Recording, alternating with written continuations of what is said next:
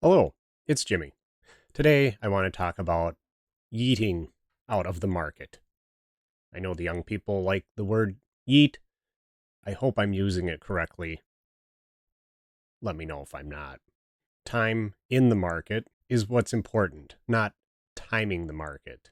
Jumping in and out of the market can be and is very costly. I'm not planning on yeeting out of the market anytime soon. The only time you should be running away and making zigzag corrections is if an alligator is chasing you. It's not a useful strategy for building wealth in the stock market. Although I was alive, I really wasn't paying much attention to the stock market in 1987. There apparently was a bit of a correction then and sent many people panicking. You can imagine there wasn't the internet, and people had to watch the news and read the newspaper. Finding out that information was probably unsettling that the market had declined rather rapidly. I can't say that my parents were watching Wall Street Week with Louis Rukeyser. I don't know that it would have helped their situation anyway. I survived that crash, and then in 2008 and 2009, there was another market correction. I was not terribly bothered by it. I bought a house during the great financial crisis, and that's worked out just fine for me. It's paid off now. Its value has been restored to what it should be. It didn't take very long afterwards. I think people made more of a deal of it than it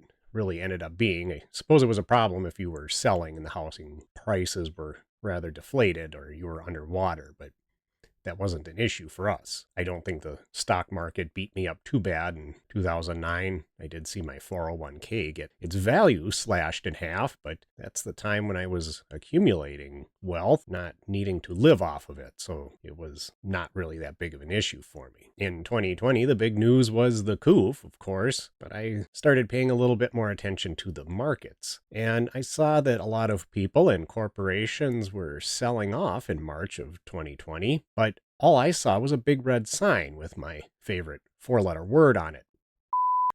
I mean, sale.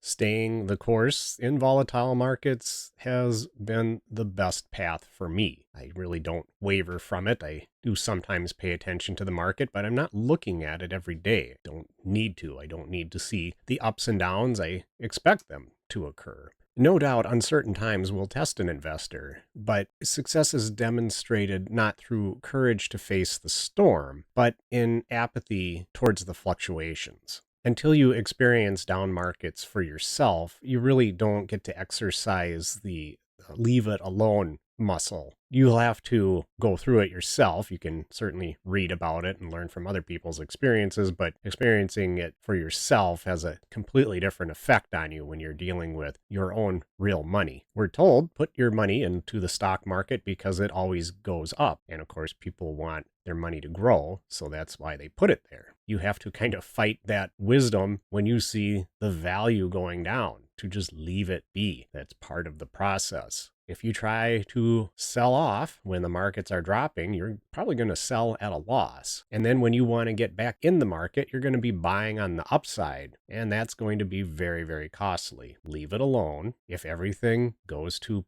pot, everyone's in the same boat. And at that point, if the stock market goes to zero and there is no more economy, everybody's hosed. It wouldn't matter how much money you had set aside in cash or gold or bits, whatever. It's not going to matter. I don't think we're heading towards that. So just staying the course is going to be the best action or inaction you can take. The media likes to make a lot of down markets. It's the old mantra, if it bleeds, it leads. They like to pluck at people's nervous nerve and see how they react. And they seem to do a pretty good job because there's obviously plenty of information out there and people spewing their knowledge of what's going on with the markets. I understand humans are sort of hardwired to be wary of things that are uncomfortable. However, if you go through enough of these experiences, you'll start to pick out what's real and what's noise. People have a tendency to want to do something, even if that something is a mistake. Jack Bogle said it best in one of his quotes, "Don't just do something, stand there," kind of a play on don't just stand there, do something. His point is you can see things going off, alarm bells and people panicking, but just stay the course. You'll come out way better. A little story on how my training and experiences kind of reflected in this. I went to donate blood a couple weeks ago in the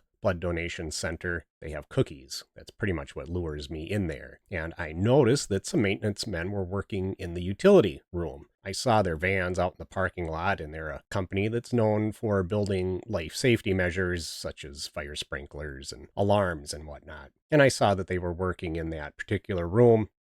No big deal. And then a few minutes later, the fire alarms went off and the strobes were going, and it turned the place into a monotone disco. Well, I didn't panic because I had some knowledge of what that company was probably doing. I'm guessing they were testing the fire alarm system or doing some other maintenance on it. I don't think anybody was setting the place on fire, so I didn't panic. Now, nobody else seemed to know what was going on, and they reacted to the alarms as people should be doing, and they were getting ready to leave. Well, I didn't because I was eating my cookie, and I'm certainly not going to leave my cookie behind for a false alarm. I really do only give blood to get my cookie. It's the same with investing in the stock market. I've been around it long enough to know when to panic and when not to. I've become a little bit numb to the panicking messages. I've educated myself as well, so I have some knowledge. Almost always, the best course has been to just stay in the market, enjoying my cookie.